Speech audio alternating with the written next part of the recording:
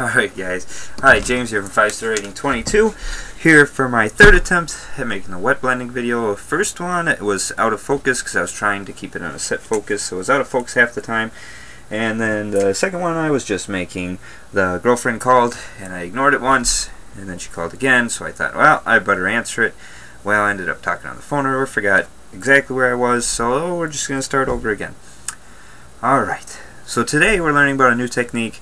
We're learning about blending, or wet blending, more commonly known as, which they are one and the same pretty much, because when you're, well, some people talk about blending on the palette and such as that, blending paints beforehand. But we're going to be learning this today. Now, wet blending is a technique like layering used to produce gradients.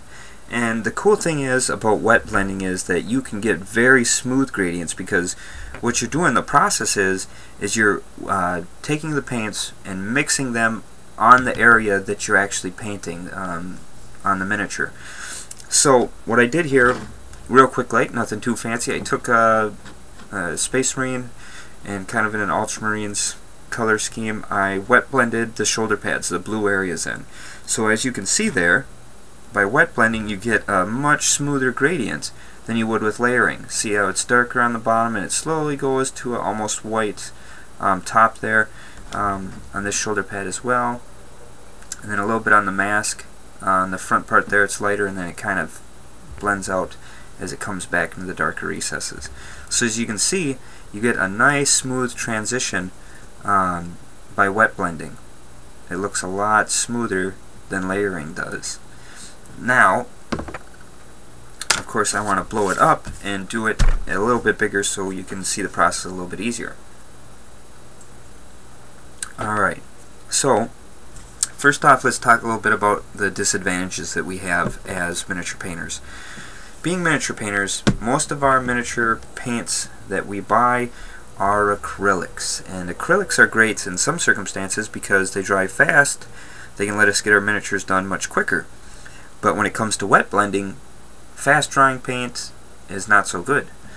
Now there are ways to combat it, and we'll talk about those in a second. But there are paints, such as oil paints, that have an excellent drying time. They give you a ton of play. They're great for doing wet blending, but there are some disadvantages with those as well. First of all, they are quite a bit more expensive than ours. I know that there's some companies you can get them from where you're not going to pay a lot more than what we're paying for some of our miniature paints, as they've gotten more and more expensive. But they are still more expensive, and it's something where, you know, to have the oil paints to just simply do wet blending. Now, if you're doing wet blending on all your miniatures, you know, completely switching over to oil paints might be the way to go. But if you're using it just here and there, and then, you know, you're painting up armies and such, and you want the acrylics where they're drying faster, that's the way to go. Another disadvantage is with oil paints, they can be a little bit more haphazard, as you have to use different methods of thinning them and cleaning off your brushes and such and so forth, because, you know, like turpentine and mineral spirits and such, a little bit more hazardous materials than with acrylics, where we get we can dilute them with water. Now, like I said, we are at a disadvantage, but there are some ways to combat that, and I want to talk about those. The main one, the first one, is by adding, probably the big one, is by adding a retarder, or a slow dry medium. This is the one I use the most, Liquitex slow dry blending medium. It's about $6–7 a bottle, depending where you get it, but you can find Liquitex slow dry blending medium at almost any bigger arts and crafts stores, such as Michael's, and so it's rather easy to get. And the way I actually do it is I take it from in here to make it last a little bit longer and be even a little cheaper. I mix it in with water, about 1 part Liquitex to 2 parts distilled water. I mix it up in here, and then that way as well I can almost, when I'm wet blending, I'll put in about 1 part slow dry to 1 part paint. It does make it pretty glossy. The Liquitex has a pretty gloss finish for its slow dry, which you could see here on the Marine. That's that gloss you're getting. But if you're going to go over at the end with a matte varnish anyways, it's not a big deal. So there's Liquitex. There's other ones as well. There's lots of retarders out there for acrylics. Another one that I have is Grumbacher, and it is acrylic retarder. It's one of the things you want to look for, is that it's for acrylics. And this one, Grumbacher, is a little bit more expensive, almost twice as much, but you do get, let's see, because you get, okay, but you do get a bit more in here. This one's the Grumbacher is 150 milliliters. This one's Liquitex is 118 mils.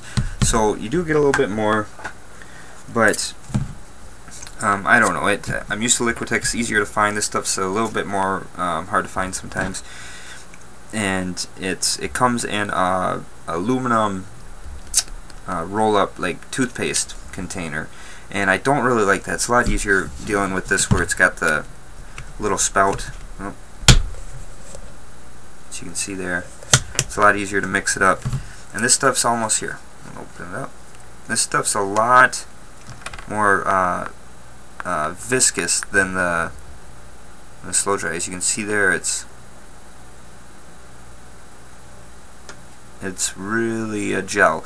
Now, one thing I do like about the Grumbacher, though, is that it seems to have a less glossy finish than the Liquitex, but as far as for slowing down the dry time, maybe a little bit more out of the Grumbacher, but it's not extremely noticeable. They're about the same in helping the dry time.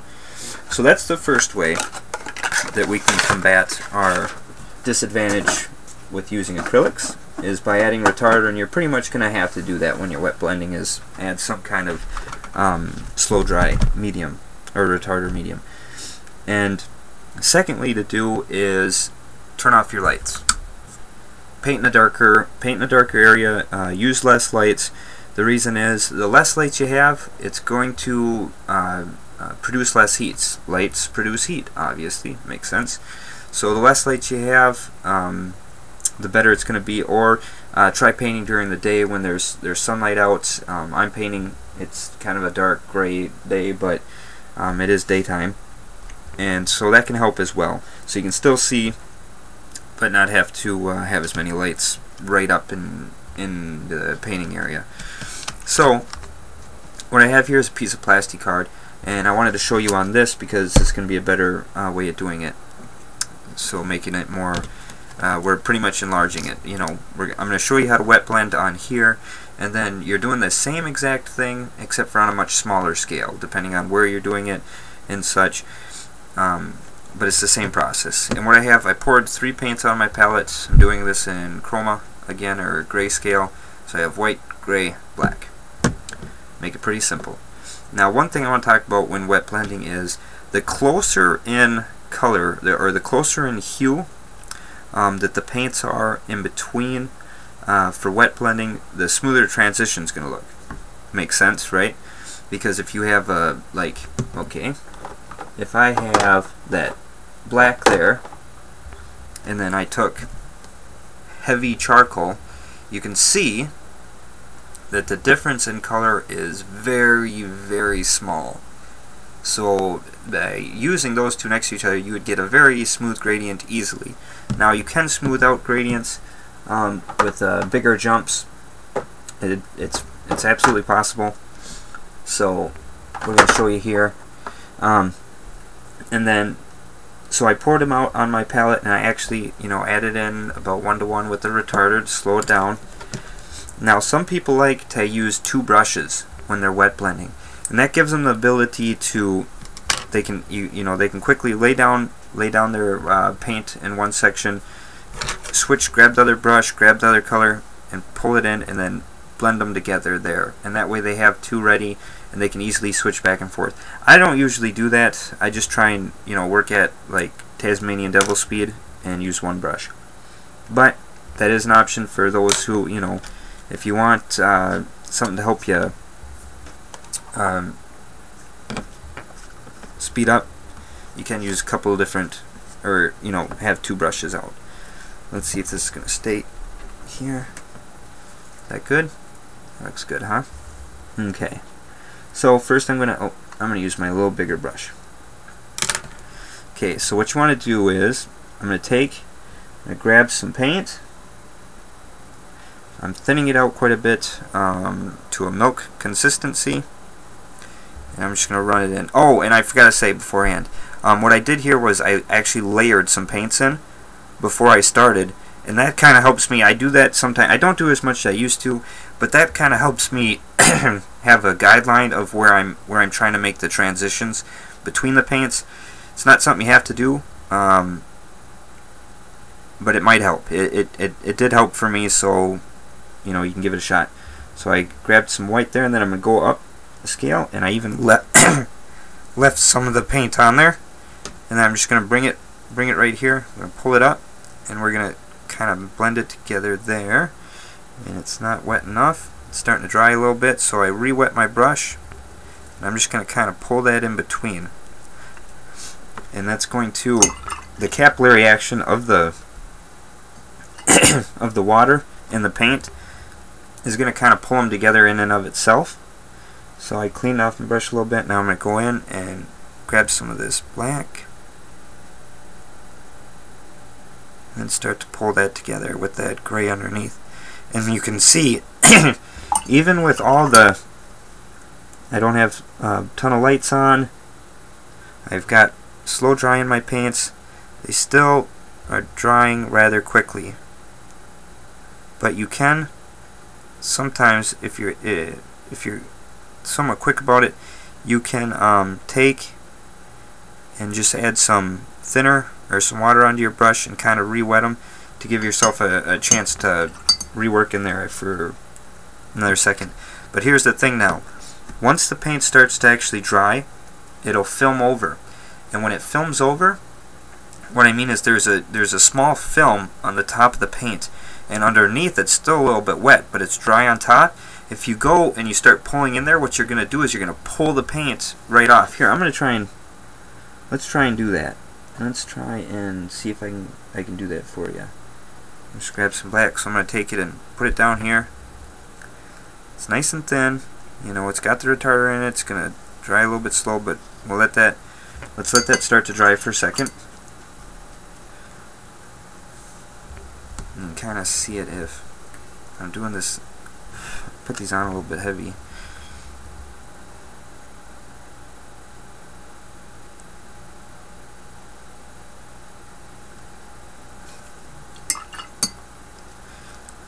And when you're wet blending, it's a big play process. You're playing the paint back and forth, and you're trying to build it until you get it to the consistency you're looking for. So it is, you know, it's one of those time-consuming process. So I can see here down here, it's starting to dry around the edges. It's probably starting to film over a little bit. If I come in and see, and I'm just pulling on that, it's pulling that paint right off because there's a film on it. And so see what's happening? I'm pulling it right off. Down here it's still a little bit wetter. See, I can play with it down here a little bit yet, but up on the tops here, it's filming over, so it just pulls it away, and then that don't look so good. So that's one thing you want to kind of avoid. Once it's starting to dry, you know, let it dry. Don't try pulling it away. It's better to let it fully dry, come back in and start playing it again. So I can see that it's dried down towards the white, and white's one of those colors that's one of the more difficult to blend in, as it is not a super strong color. It doesn't have a lot of coverage to it. It doesn't cover very easily. I'm going to bring that up actually, and I'm going to work that white in a little bit there. And I'm actually going to grab some more white, thin it out, and bring that in. Kind of play that in, and see what you're doing is you're just blending it on the area that you're painting. Excuse me, I've got sore throat. So then I can come back in, grab some more of this color. I'm going to play this in a little bit and kind of push that back and forth, and then pull this color up. So you can see there, it's a big play process. It's a constant working of the paint, and of course, as you can tell, keeping the paint wet is extremely important, because otherwise it's not going to want to blend right. It's not going to, well, it's not going to blend. It's just going to pull off like I showed you there a little bit ago. So now I've got some black laid it in, and I'm going to kind of pull this in. Let's see, trying to work quick to, no, I didn't thin it. Trying to work quick so that it's still thin, and I'm working with this kind of thick, a lot of paint in here. It's a little bit easier if you have thinner coats to blend it in nice. There we go.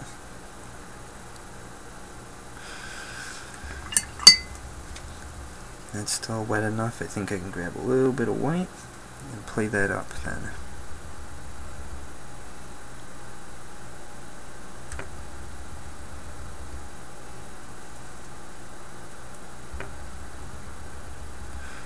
And so see, by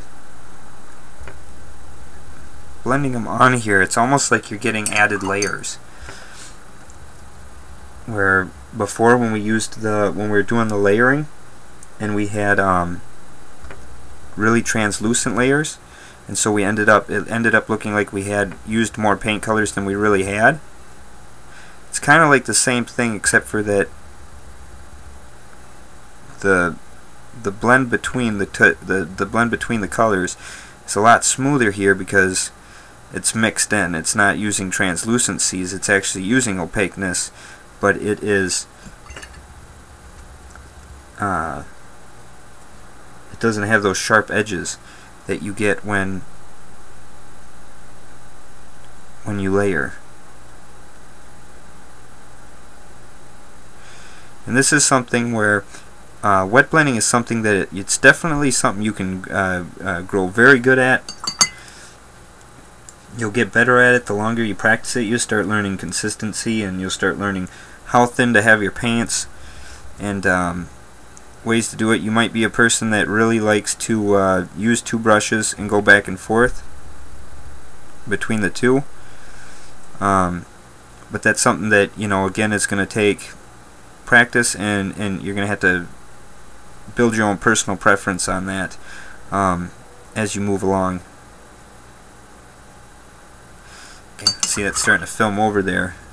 And then when I pull it over, you can kind of see the undertone come back through, and I lose that smooth gradient. So see here, the paint's starting to get pretty thick. I'm starting to get a pretty heavy layer. And now sometimes it'll look a little funny when it's wet here. You'll see streaked, and it won't look very smooth. But then, you know, you give it some time to dry, and once it lays down flat, you'll start seeing that nice smooth transition really start to show. So there we go. I'm gonna let that set and dry there for a second. I think that's gonna be a pretty good one to show the transition between the two, and compare it to the old one where we simply layered it. Now, again, like I said, wet blending is something that can grow. Oh, this is so wet that it's gonna down and streak kind of funny. Lay it down flat. It's one of those things where you can continuously get better at it, and the better you get, the smoother their gradients are going to look, and it's really going to help out with something such as non-metallic metals. Wet blending is very helpful in that. OSL, it can be very helpful with that as well. It's a technique that if you're more into the gaming aspect of painting miniatures, you're painting them up for armies, it's probably something you're not going to use all that often. But, you know, if you're doing a special character, or you do decide to paint up a miniature for a competition or something, wet blending can be very useful to get those smooth gradients. Now, there are other ways now, especially with airbrushes, where you can get very smooth gradients without having to wet blend. And again, like I said before, with layering, you can make very smooth looking gradients by using translucencies. So there are other ways around it, but it's really hard to replicate what wet blending does as far as the nice transition between colors, as it's just it's really hard to replicate, because you end up with the blending of the paint. It's hard to tell exactly where the color changes. Now, again, I went from this pretty light white color to this darker gray here, so it's a little bit more stark, that line there. But as far as between this gray here, when we come up to this little bit darker gray and then to the black, it's a nice smooth gradual transition, as you can see there, compared to when we use layering, where the transition is very stark and easily visible where the transition happens. So as you can see there, and then here, let's match it up kind of so it's like this. So as you can see there, it's much smoother. Now this is blown up. Remember, you'll be doing this on a lot smaller things, such as, you know, shoulder pads and such. And one thing about that though is when you are doing it on a smaller scale, you can it's a lot easier to work with it. You're not trying to keep a big old spot like this wet and play with it, where, you know, on a shoulder pad you just got this little area. And a lot of times a good way of doing it too is breaking it up, like maybe not doing the whole shoulder pad, but doing the right half of it, or doing the top half of it, blending in that light to the mid-tone color, and then coming down and kind of doing the mid-tone to the dark color. And again, that's something that practice will make perfect, and you will get much better at it. So hopefully that helps out explain wet blending. If you have any questions or comments, you know, send me a PM. I'm happy to help. A lot of times questions and problems that you run into will be on a personal level, and so it'll be a lot easier for me to answer those questions for you if you send me a PM or leave a comment. I will try to get to them. I get quite a few comments a day, because I even try and go back on my older videos and answer comments that I get on those, but it's kind of a uphill battle, as there's quite a few. So, you know, I appreciate your patience in questions that you might have, and, you know, look forward to the next videos. We'll keep growing on this, and keep learning new techniques. So thanks again for watching. Hopefully this has been helpful. Please subscribe, like, leave comments, and tell your friends if you really enjoyed. Take care.